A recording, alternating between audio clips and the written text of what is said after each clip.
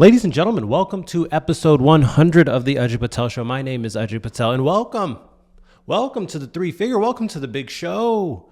What a privilege it has been to get to 100. Don't get me wrong, we have stumbled quite a bit. We ended up here, you know, like I've mentioned before. I've been doing this for a decent amount of time now, where it's like I just have to keep going. I have to keep going until the wheels fall off this thing. You know, if I stop now, it's like, what was the point of even doing that? Oh, it was a fun hobby. No. This has to become something. I need TV time. So all of that to say, thank you guys for listening. Thank you guys for joining. Whether you joined at episode 1, 5, 10, 30, 60, it doesn't matter. Some of the comments that you guys have given me, whether it's on the video, participating in the giveaways, giving me feedback on Instagram. Hey, sometimes just messaging me like, hey, yo, the audio is so like the audio and the video don't match right now. And it's like, oh shit, let me try to get to that real quick.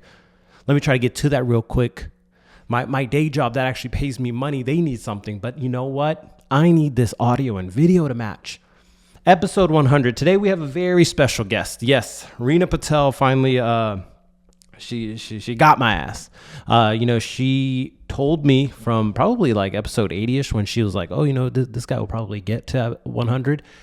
She told me she's going to be episode 100. So luckily we finally kind of like made the time. You know, like it's very easy with a lot of friends to be like, oh, friends and family, whatever it is, to be like, oh yeah, we'll record. Or I have this idea in my head where it's like, oh, this would be really fun. Like this would be a good conversation. It would mix it up a little bit, and it'd be fun to just kind of chit chat, kind of give them almost an interview style type of thing. Instead of just normal conversation where it's just like, what, who punched who? Oh my gosh. And you just talk about drama basically. So we finally made the time this past weekend when we celebrated Sahil's birthday. And if you're watching this episode, at the end of this episode, I took a short little snippet with Sahil. So, if you're watching on YouTube, stay till the end and you'll see, what it's like to have our first 3-year-old on the podcast. Had my, second youngest nephew, niece. Anyways, had him on the end of this episode. This week with Reena Patel, we kind of just talk about a lot of her life now, because like I've mentioned on here where it's like, I never thought I would be in the same space or kind of like moment in time of having a kid at the same time as my sister. My sister is 5 years older than me. And so she was always that, that bulletproof vest going forward, right? She, whether it's like sneaking out of the house, getting caught with alcohol, trying to figure out how to introduce a significant other, getting married, having a kid, all of that was like, all right, bro, you just keep bearing all these bullets, figure out what you do good, what you do wrong. Let me see how mom and dad get pissed off with you or satisfied with you. And then, you know what? I'm going to show up like the white knight. I'm going to show up like this shit's easy. Oh, high school, no problem. Oh, college, no problem. I'm just breezing on through.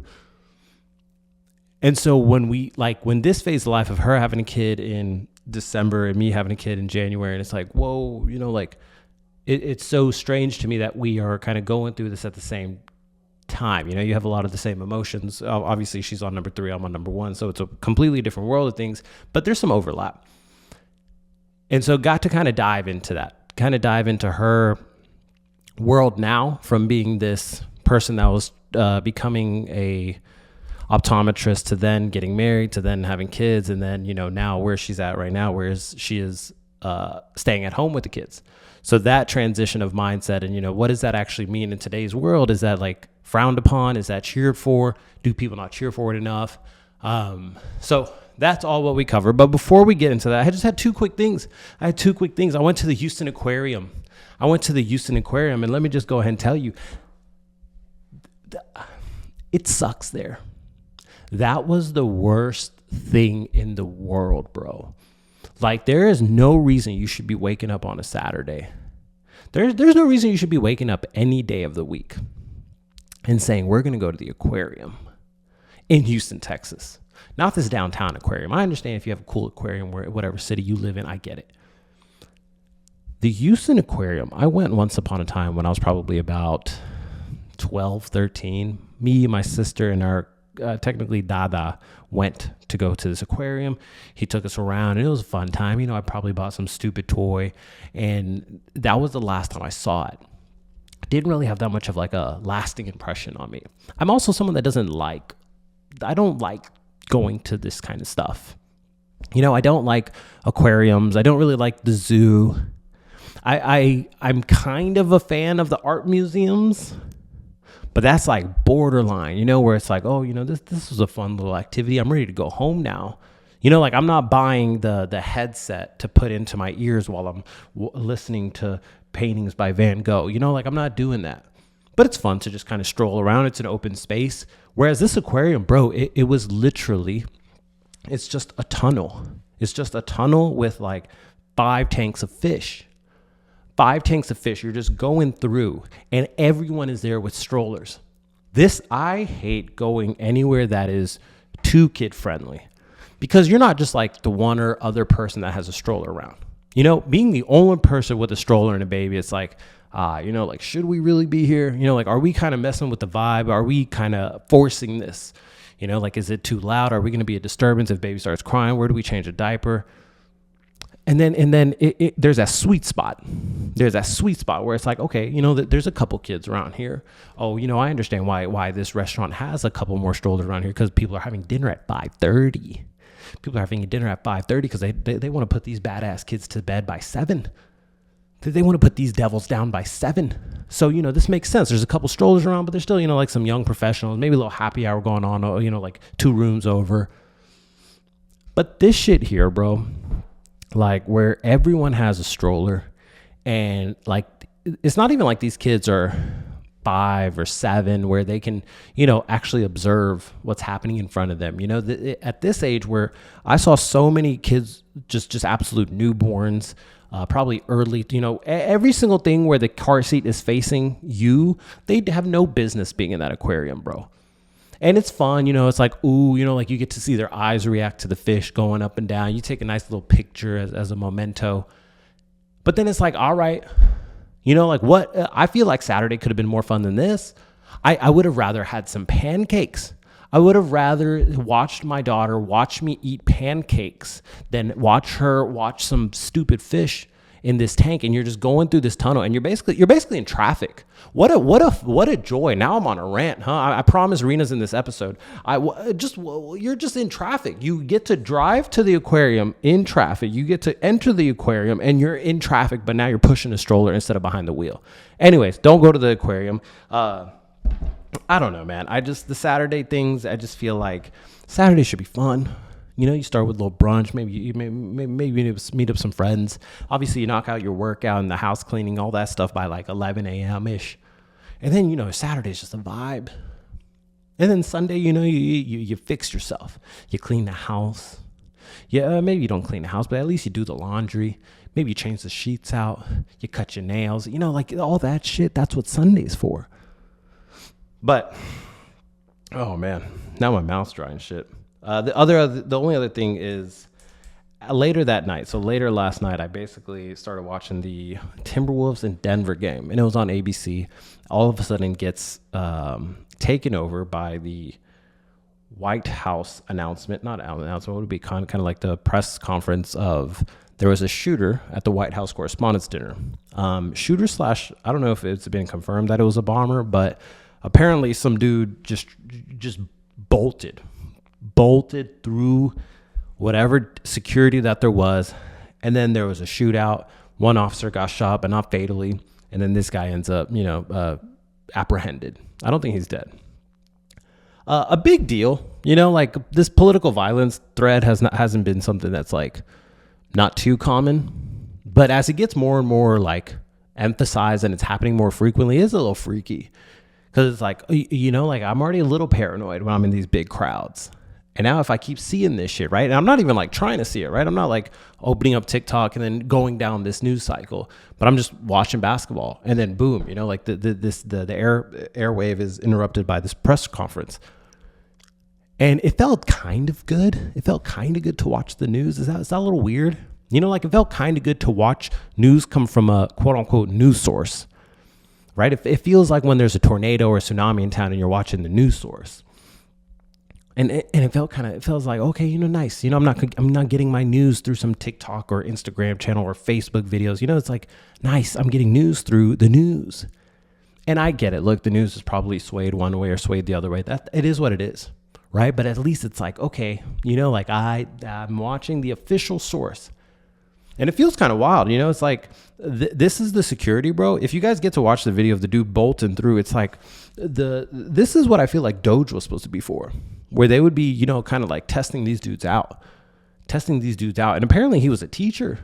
And it's like, bro, did you see the speed on that guy? He could have been in the NFL. He could have been helping the Houston Rockets right now. This guy bolted through security. It looked like The Flash. Like, have you ever watched those snippets of where there's like a red little blur through the town? That's what it looked like. This guy was that fast. And then you got, Secret Service pulling their weapons, and they can't really fire because he's zooming through everyone. You don't want to shoot one of your comrades. Anyways, all of that. And then it's like, you never really watch a lot of these press conferences. I'm not big into like watching the White House Correspondents' Dinners or the, State of the Union addresses, but, nice little press conference once in a while. And it's like, oh, this is kind of entertaining. On a Saturday night. What fun and joy. And then you see Cash Patel get up there and man, that man just gobbling. Like, get off of it's just embarrassing. The glasses, those glasses have never been his style. I'm sure he's a fine fella. I'm sure he's worked hard to get to that position, but it's just like, hey man, like, come on, we're supposed to be a little bit more cool. We're supposed to be a little bit more chill. Like, Bollywood is bringing us to life. All of this culture is bubbling us up to the top, and now you look like this. Come on, bro, you're hurting the image. We're so cool now. People want to be us. People want to dress like us. People want to have weddings like us. They've always wanted our grades. Now they're afraid because we're taking all their jobs. And then you got this fella over here. Like, get some context, brother. I can help you. I can let me be the director. Anyways, it was a fun little weekend. It was a fun little Saturday. But man, got some good stuff this episode. I wanted to say thank you again for a special 100 episodes. I did my thinking as far as like, oh, what are we going to do with, is there a season? Does episode 101 make season 2? And honestly, no, bro, we're not getting that deep. This podcast for me, I'm just kind of being like, okay, now there's always that statistic about how many podcasts get to 10 episodes or 20 episodes.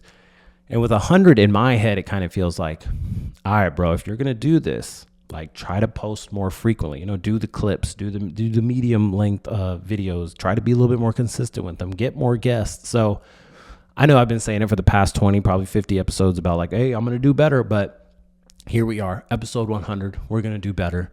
Thank you guys for joining me. I hope you guys enjoy this hangout with my sister, Reena Patel, and, bonus content for afterwards. Thank you guys for watching. And without further ado, Reena Patel. My name is Ajay Patel. We have a very special guest on our hands for a very special episode. We've made it to episode 100. So, round of applause for everyone in the room, please. Yeah, thank you. Whiskey or what? Oh, this guy's working out. The guy that's supposed to be serving drinks is working out. He's scared right now. So how this will go right now, it's myself, Rishi, my brother-in-law, Isha's in the room, baby's in the room, and so you might hear some background, people talking. They're also talking to us, but their audio may just not come out as clear. And then, of course, our very honorable guest, she is, where should we start with the resume? She's an optometrist, a mom, a daughter, an aunt, not a grandma yet. Yikes for that. Yeah. And most importantly, she is my sister. You've heard a lot of stories about her. This is Dr. Reena Patel. How's it going? Going good. Maybe I shouldn't have introduced you as doctor, because then it's going to we have to talk about a lot of doctor stuff. There we go. So the first question I wanted to ask you is, why don't you put emojis on your baby's faces? I feel like Hold on. Giu? I need you to not make so much noise. Okay, so why don't you put emojis on your baby's faces? Well, we have to also remember, I started having babies 7 years ago almost now. The emoji thing wasn't as big of a thing. And also, I if I was that concerned about them being in the public eye, them being on social media, I feel like I wouldn't post them in the first place. Versus just posting them covering their face. It just probably wouldn't put it out there. So if I have the confidence to put it out there and I'm comfortable with it, then I don't see a need to cover their faces. Even like some of the stuff you were wilding out with. Yeah. Like, you know, when you were like, oh, like the kid would be wearing the logo of their school and all that stuff. And Yeah. a lot of details. Did it ever like cross your mind of like any type of like of this fear mongering stuff that's come out? Also, before you answer that, can you move the mic up to the upper lapel now? My bad, I know your hair was on that top, that lower part. Yeah, just clip it on there. Oh. Better? Too Yeah. high? No, that's fine. Okay, very good. No, I just think about it. I You just just think posted, about I wanted to share this, I should. Yeah, and sometimes I think that is an issue that I have is I just assume people have the same mindset I do. I'm like, I would never see a picture of a child and think negatively, and that's probably What is the fear mongering behind it? I guess just that your child's face is on the internet, so anyone can do what they want with that, especially now with AI and all of that being as advanced as it is. It's not just a personal share anymore. It's just out there for the internet to do what they want with it. It's not like a fear of pedophiles and stuff. That's part of it. Those people are going to be looking up those kind of things, right? So. Yeah, it's weird. I agree though with the whole just like if you don't want to share it. Exactly, thank you, girl. This is the best guess we've had.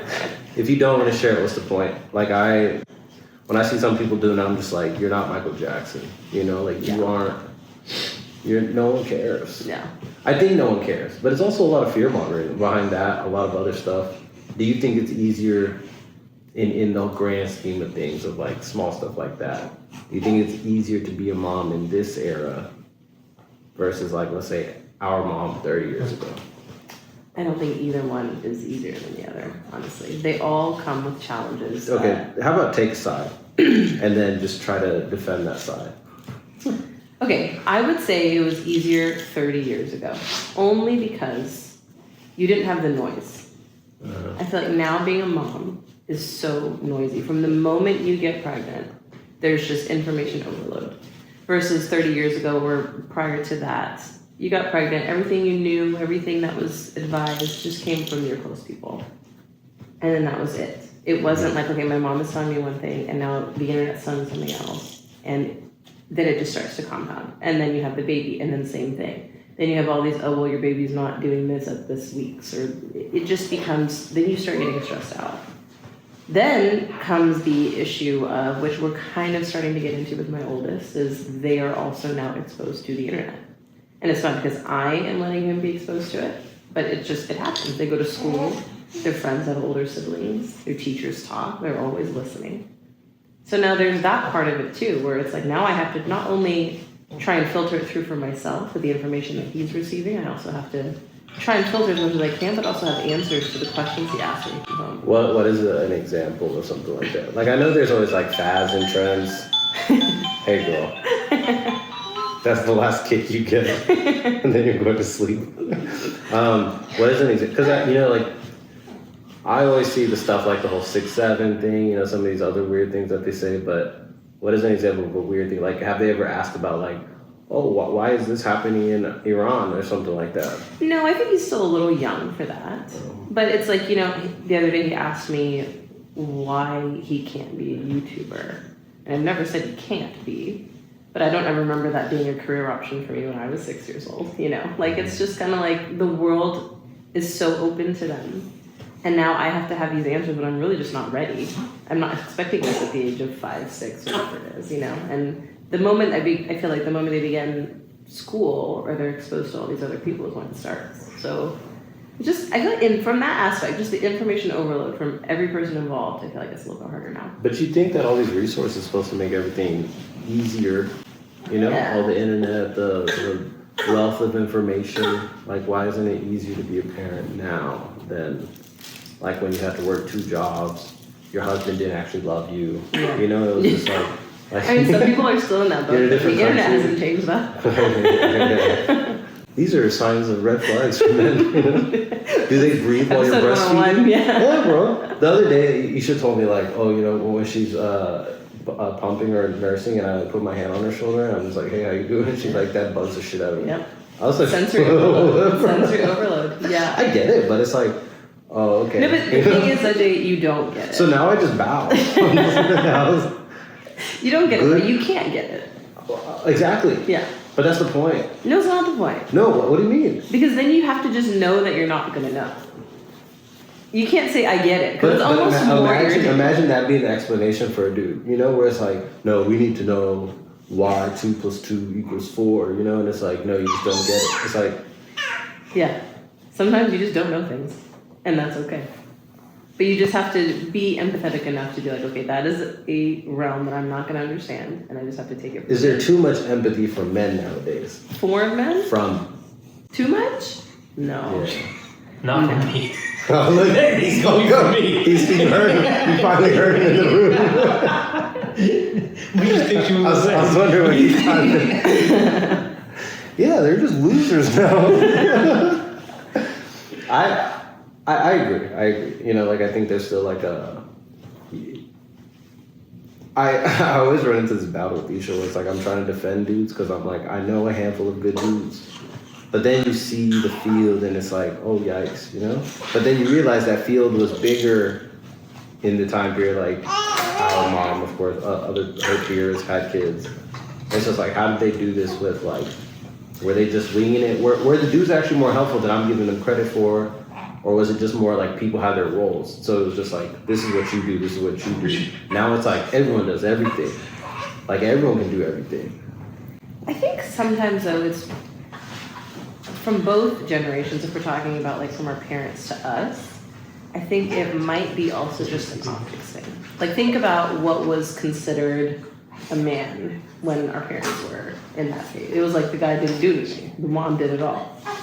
So even if he was helping, Didn't do anything? He didn't want to. No. But that was it. Like the mom was the one that. Oh, for kids. Yeah. That's what I mean. From a parenting perspective, it was like the dad would work and he was that guy, and she would do everything else. And that was like the man. That was a man. You know, that was a strong man, and he provided for his family. But everything else was up to her. But even if he was helping behind closed doors, maybe that wasn't the optics that they wanted to project. Yeah. Now, maybe it's the opposite, and I do know some cases where it is, where he wants to project like he's very involved parents, but he's not. Tell us your point of view. 1 second, guys. Hey, girl.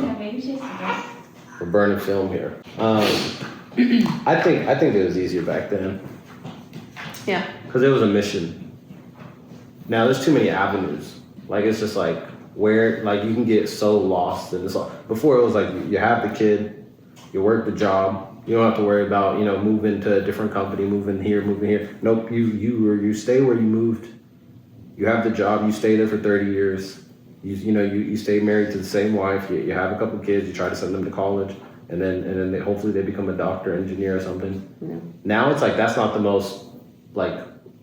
You don't even get paid the most from those careers. It takes so long to become those crafts, and then you end up with all this debt. You can't afford a house, all this stuff. So now with our kids, we have to deal with all that stuff. How do I become a YouTuber? Mm-hmm. And our dreams were probably like we would just watch Bollywood and be like, oh, how do I become that? Yeah, but they're not doing that. They're watching these movies, being like, okay, that's cool. Yeah. But I want to build Lego sets on camera. Mm-hmm. So I think it's just different, but some of the same. But it's like when, as these next 5 years progress, next 10 years, and they're like, I don't want to go to college. Like, what's the point? Yeah. Do you think you'll run into that? Absolutely. No college? I think it'll definitely be a conversation. How do you feel about it if he's like, I don't want to go to college? I want to be a YouTuber. Yeah. I think, speaking from now... Wait till you're 30 and start a podcast like your uncle. I think, obviously I don't know how I feel in the actual moment, but if I'm trying to look into the future, if he has a passion, or she has a passion or a talent for something else that they are willing to put in the work for, then I'll be okay. I feel like it just can't be, I don't want to go to college, but I don't want to do anything else. Yeah. I think it needs to be, hey, I really want to try this, and then I would be supportive. But it can't just be like, I don't know what I want to do, but I don't want to do this either. But don't you feel like the social development happens in college? absolutely. Between just like, Yeah. because you can tell some people that didn't go to college, and it's like, oh, you never got socially Yeah. molded by just society, getting bullied, trying to rush the fraternity, meeting Yeah. girls, you know, Yeah. trying to figure out all that stuff. So I don't know. I think college is almost a must, Yeah. but I'd be like, you know, like pick a cheap major. Yeah. That's all. Yeah. You know, like Yeah. don't bury yourself in debt. Have a clear vision on what you want to do, and then have fun, make a lot of friends. But I think paired with that college experience is also leaving the house. Yeah. I don't know that you would have the same growth if you stayed at home and still did the same thing. You know what I mean? Like you still went to college, but you're still at home. It's almost like you got one foot on both sides. I feel like if you want to have that whole experience, you just have to leave, and then that growth comes. So maybe it's not Doing your own just laundry. maybe it's not just Figuring out college. I think food. it's just being on your own. But it's easier in college because everyone around you is doing the same thing, versus just leaving the house at 18. And you know, maybe you're in this group where some people have already settled and some people haven't, and that makes it harder. But when you went to college, did you know? Oh, I want to become an optometrist. Mm-hmm. You did? Mhm. What a nerd, bro. But I mean, it could be, honestly, I didn't really explore other options. I just kinda From high decided. school, you knew, okay, I want to be an optometrist, and you went to. When I went into high school. school, I decided I wanted to do medicine. Uh-huh. And then I kind of weeded through some of the options and decided I wanted something I could commit to a 9 to 5-ish type schedule. And then I decided on optometry. I did some shadowing at that point in time, and I just stuck with it. I didn't even explore what else in medicine I could do. I just was just kind of like, this is it. This is what I'm gonna do. From that point on, was there like after you became an optometrist and you did like, let's say 5 years, so basically now transitioning into like, I don't want to just like pigeonhole you as just like, hey, you're this mom, you're a mom, you're nothing but a mom. Yeah. You are currently not practicing optometry, correct? Mm. So just as a quick overview of like, what do you do? As a quick overview of like, when did you, or like, tell me kind of about the timeline of you became an optometrist, then you had a kid, then you stopped. Like, what was the timeline of that? So I became an optometrist and I got married, graduated and got married in the same year. Mm-hmm. And then the following year, found out I was pregnant. And then following year, I had my first baby. And so within that time, just the way timing kind of worked out, I worked maybe a cumulative total of 1 year, just from like taking time off for a wedding, going on a honeymoon, you know, all that kind of stuff. And I had a baby, and I went back to work, I think 2.5 months after that. And it was for me, it was the most unnatural feeling in the world. But I didn't know any different. I had heard this, you know, people take 3 months. That's kind of just what I had heard being floated around. And I just thought that's what I had to do. So around 2.5 months, I started going back part-time, and then I went back full-time at 3 months. And it just felt very unnatural because I was trying to be in both places full-time, and I just couldn't do it. Like you would come back and nurse. Yeah, I mean, I'm sitting at work in a closet pumping every Yeah. couple hours, and you know, come home at lunch so I could either nurse or drop off milk, and then I go back to work, and there was no work from home. Everything I do has to be in person, and so but you also have to be present in person. It's not like I just have to be there physically, like mentally. I have to be there. I have to be engaging. I have to be someone that people are going to trust, and then I also have to be that person at home too. And it was just very unnatural. Did you see yourself that identity crisis from? Do you see yourself being a mom from like the high school, college years of like, oh, this is what my life will be like when I'm a mom, or did you more see it as like, oh, this is what my career will be like, this is what kind of life will be like, and then I'll add kids to this equation? Did you center everything around like, I want to be this mother, or as like this career woman? To be honest, I think I centered it around me being able to balance both. And realized then that I was balancing it, but I wasn't happy with the way I felt whilst balancing both. At what point did you stop practicing? Like how many After years kid in? number 2? Mhm. Okay, why? Because of how I felt. I felt like I was always missing out. Uh-huh. And like, with my career, there's flexibility, but also there's not. You know, like I can call in and say, hey, I'm not going to come. But now you've got to reschedule 30 people, patients on a schedule. You've got to try and maybe find someone to come in. I mean, it's really tough. You know, I can't just say, hey, today's not the day. And then I got a sick kid or whatever. And I'm very lucky and I have a lot of help nearby. But if a child wants their mom, they want their mom, you know? Did you, so it's tough to ask you this question because like you weren't practicing optometry for just 5 years solid before becoming. It was about 7 years. Between when I graduated and when I left was 7 years. Did you ever have an idea of like, oh, I'd rather do this professionally? I want to be a YouTuber? No. I wanted to have something that I had the option to be remote. Oh. But. Tech? No, even that. I mean. Or is there sales within optometry? Yeah. Oh, okay. Yeah. But still, even sales, you have to be facing a customer at some point in time, right? Like there was no really just remote option in what I was wanting to do. Have you enjoyed being like, all right, I'm done, I'm chilling, I'm with my kids right now?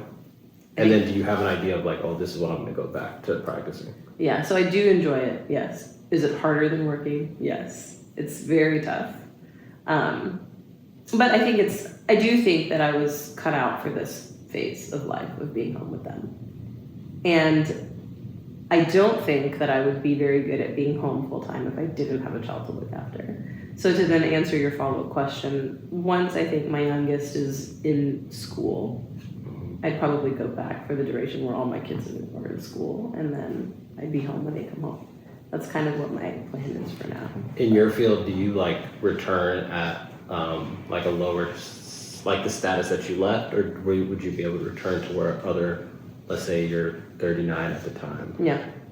I think what's really nice about optometry is that it is very female dominated. So a lot of people understand. So you just kind of come back, not exactly right where you left off, but I think a lot of people understand that, okay, she took some time off to be at home with her kids, and then you just kind of try and jump back into the group. It's not really like, oh, well, she hasn't been working for the last 7 to 10 years, so she, you know. Do you think there's like, I'm trying to make sure I'm not like offensive when I say this, you know? But it's like, did it feel unnatural when you became full-time mom? Because I think it's become more and more popular now to be like this balance of I can do both. Yeah. I can do both and I should do both. You know, like obviously there's been the fight for equal pay across all industries and this and that. But or is it just this thing? You know, like similar to the fear mongering of kids on the internet. Yeah. It's like women need to be working. Women need to be working. Yeah. And I love seeing the stuff of like.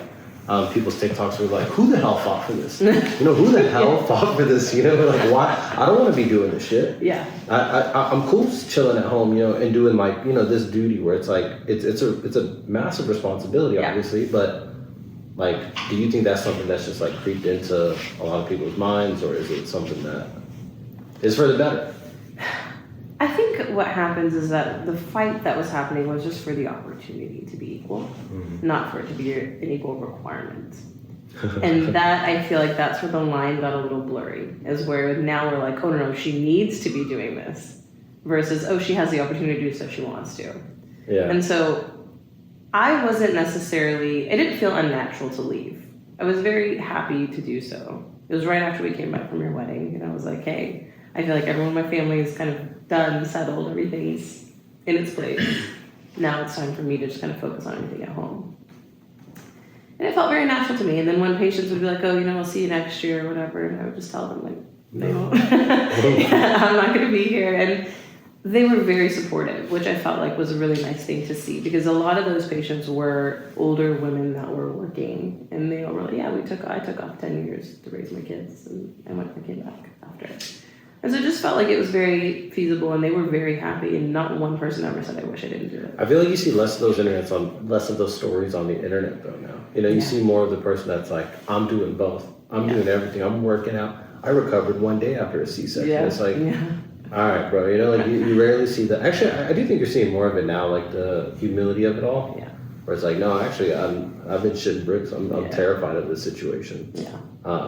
Across dudes too. Yeah.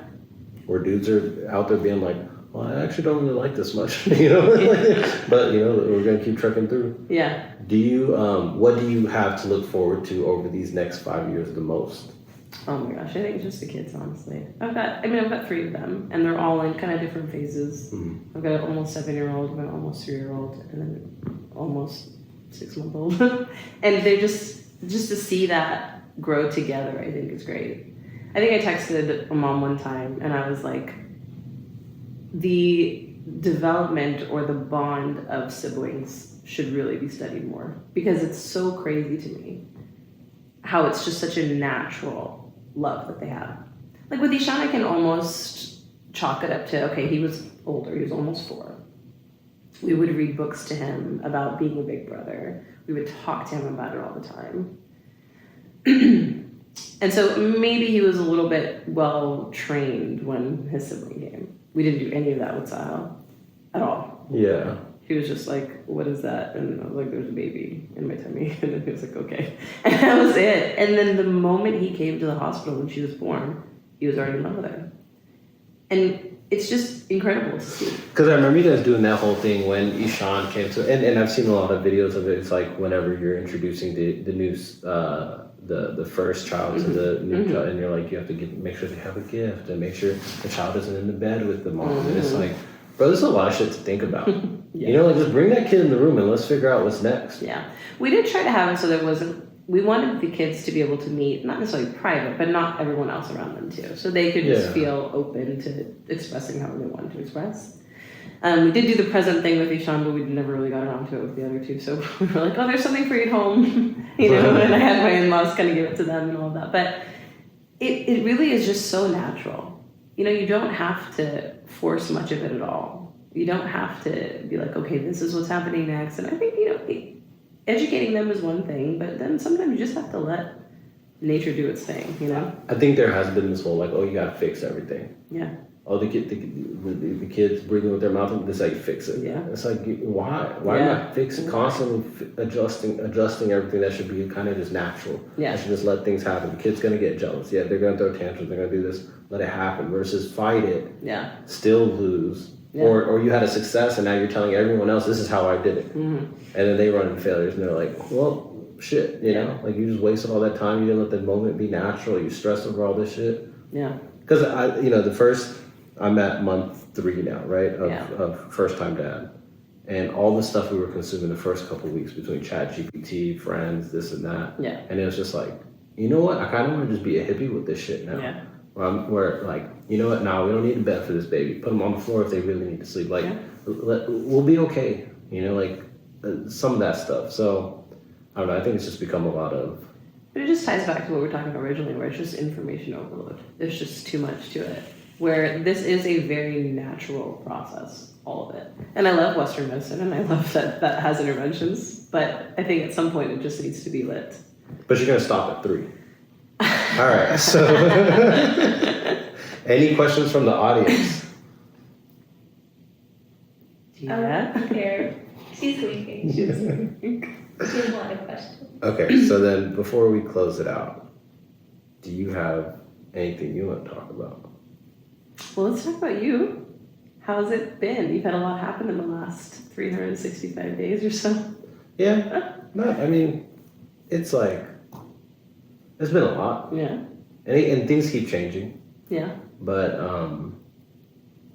it doesn't feel as crazy because everyone kind of ends up in their own world. Like when you're in college and things change, or like when you're like post-college and you have this group of like 23-year-olds that are always hanging out with each other, you try to keep change to a minimal. You know, like this is a job you work, maybe you switch jobs, you stay in the city, it's who you're always hanging out with, it's who you're always going out with. You know, like the friend circle stay the same, you're not really doing much. And then once people start kind of dating someone and then they all just drift off into this little world, a lot of changes happen. But you rarely share that with like the external wired group. Like the deaths in the family and stuff like that, right? Like I felt no need to share that with anyone because I was just like, I don't need y'all's condolences or anything like that. What's the point? Whereas before, when I was like a 24-year-old and we had a death in the family, I would share like, hey, y'all, this is what happened. Yeah. And you get to the condolence text, obviously it doesn't move the needle or do anything for you, but you still share it with your friends. So now with all these changes that happen, they're manageable because it's just like, okay, it's just Isha and I, you know, and it's just like, okay, we're just slowly navigating through this little thing. but I don't like change too much. And then I'm also trying to keep it to a minimal, while also like, okay, what does my life look like at 40? You know, what does it look like at 50? Can I be this dad that I envision myself to be?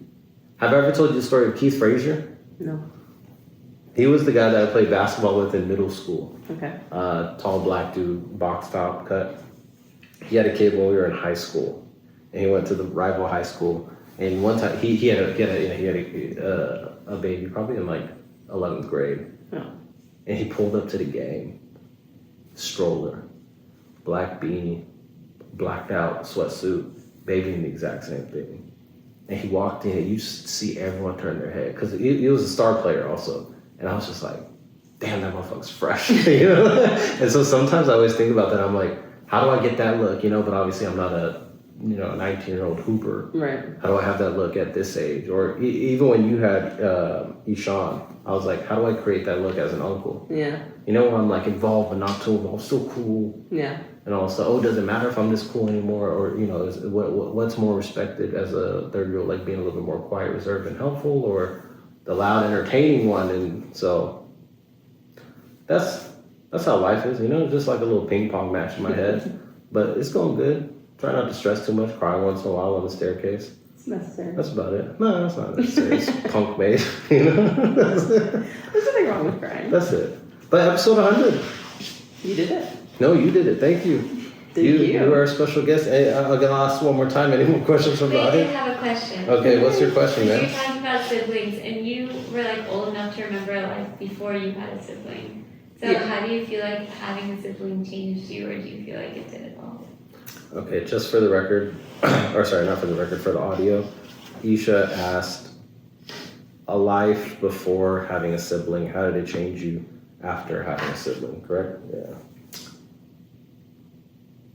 I think that I remember the jealousy part of it because I had 5 years of just me and I was the first one. And But you burned our parents' hotel down, right? no, I didn't. I didn't do anything of the sort. I had a lot of years just to myself, and I do remember feeling a little jealous. But I feel like you were just so, like, you were never fought it. You were just like, okay, I'm here. And it was never like a battle between you and me. So I often get asked, like, why are we close? Or why is that, how has this happened? And I feel like it's always just been, I was very pushy and assertive. And you were just like, okay, this is my life, And I think that, that was the only difference, is that I had that, but it was just me before. And then I was able to kind of continue that, but I had someone just that kind of would absorb the shockwaves more so than just mom and dad. Now they're 3 people. Yeah. Follow up? Queen of the Empire. Anything? A follow up? No. Anything from this guy? No. You're gonna need to be more empathetic. Do I need to be more empathetic? No. Okay, get on the couch now. I don't need to be more empathetic. Okay, then I'll leave it with that. Do you have anything else you want to share with the audience? Any advice for the peoples out there? Oh, no advice. I don't think I'm in a place in my life where I should be giving advice. She said not everyone needs to be a mom. She said that before we hit record, and I agree. I think have your fun before you have kids. Maybe don't have kids. Like we have a capacity issue already happening in Dallas Fort Worth. It's a little Hyderabad out here. Houston, there's a lot of riffraff. I do think that if you want to do it, I've heard a lot of, we're not ready. And I think I've realized, and I've seen this is definitely not a quote that I came up with, but ready is a decision and it's not a feeling. And if it's something that you want to do, you just have to decide you're going to do it. You're never going to, and especially after having 3, you're never going to feel ready. You're not ready for only one. You're not ready for doubling up. You're not ready for being outnumbered. You're never ready. You just decide that that's what you want in your life and that's what you're just going to do. So if it's a leap you want to take, you just have to decide to do it. This is not financial advice. I think that this is not if you have some debt, Actually, no, No. I do agree. What difference does it I think you make? just figure it out. Honestly. I still can't afford this. You know, you fucking. But there's so many You people make that more don't life have art, kids I'm and just still gonna can't start afford their spending more. lifestyle. Yeah. You know, like it That's the doesn't fun matter. part, though. Is it? Greatest country in the world. Don't forget. You Is can it afford fun? everything. Okay, awesome. It was lovely having you. Thank you. I would toast you right now, but we're not having any wine or anything like that. But cheers. Cheers. Should we have? You have to smile for a second for a picture. Thumbnail. And that's it. Thank you. Very good. You did it. Yay! Video okay? Turn it off. Did you start it?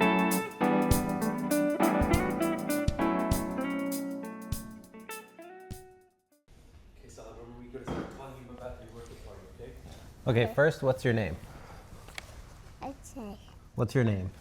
My name is Ajay, and then we're gonna come. Your name's Sahil what? And then we're gonna come. What do you mean? Was yesterday your birthday? Yes. What did you do for your birthday? That balloons. You had balloons? Oh, did you have the cake? No, did you try the cupcakes though? Did you see the bluey rings on there? No. You didn't have the bluey rings? No. What about the bounce house? Did you like the bounce house? Yes. What about the cars? The cars I thought were kind of cool. Yes. But were they working on the grass? Yes. But then why did they move to the concrete? Because they moved to concrete. But why? Because they right now they moved it concrete. Oh, because they weren't rolling on the grass, right? Yeah. Okay. Which other, out of the, remember there's 2 bounce houses, right? Yeah. What was the other one? Oh, movie. Buoy? Or the what was the other one with like the slide and the stairs and all that? Oh yeah, this. Was that an obstacle course? Yeah. Oh, okay. And then did you have any food? No. You didn't have any food? You took a slice of cheese from me. Yeah. Oh, that's all you ate? Yeah. What else did you eat? Oh, Grapes, Oranges. chicken, blueberries, juice. juice? What is your favorite kind of juice? Oh. The flower. The what? The flower juice. The flavor juice? Yeah, flower. The flower juice?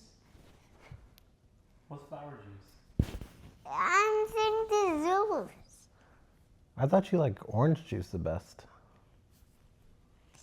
My mom do have it. Oh, your mom has flower juice. Oh, okay. No, the orange juice. Oh, orange juice. Oh, okay, okay. Is orange your favorite color? Yeah. Yeah, it is. What sport Hey, is this? but this is nothing. You want your bat? You can grab your bat. You can bring it into the video. Yeah, go ahead. Grab everything orange you see.